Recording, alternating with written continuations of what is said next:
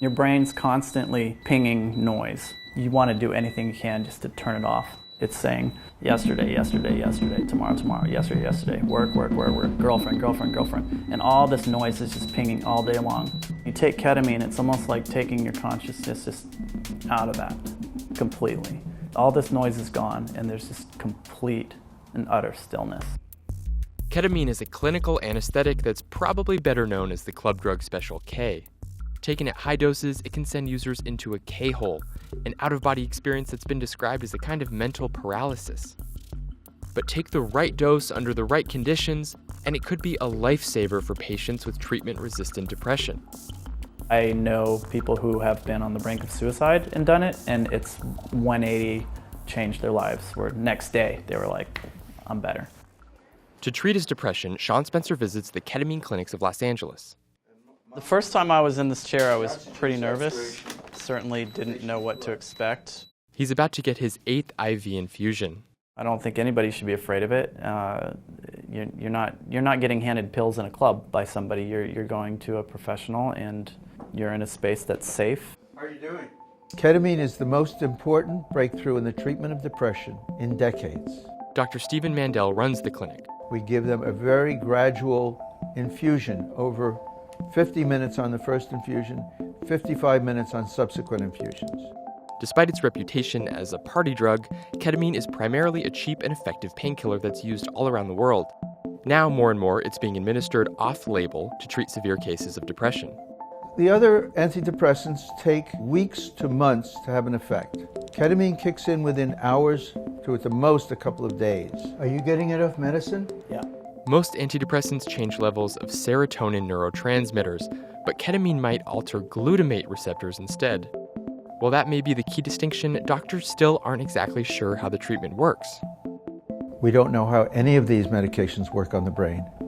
We know as much about ketamine as we do about any of the others. We do know that ketamine tends to cause new growth in the brain. It literally enhances neuroplasticity.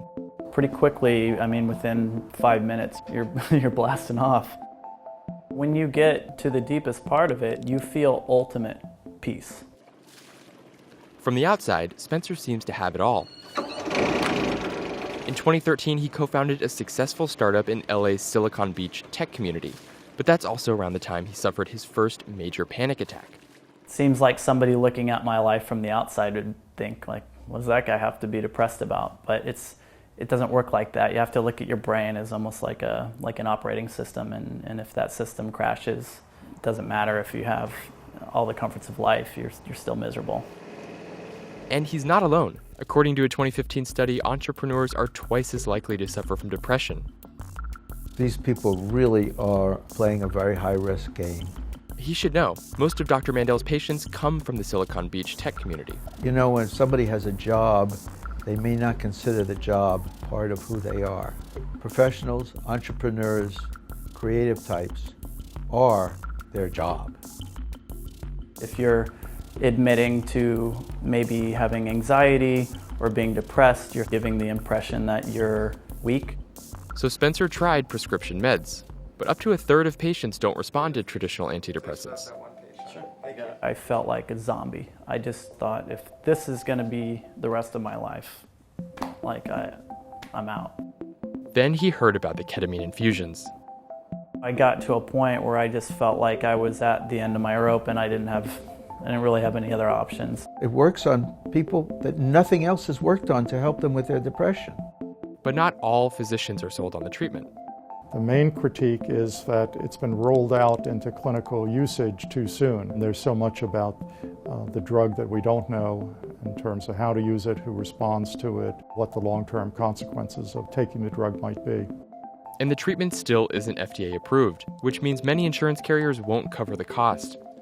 And then there's the potential for long-term dependency on a treatment that still isn't fully understood. But for Spencer, it's worth the risk. I hope in the future that it's more accessible to more people, because I know a lot of people who are a lot worse off than I've ever been, and they could use it even more.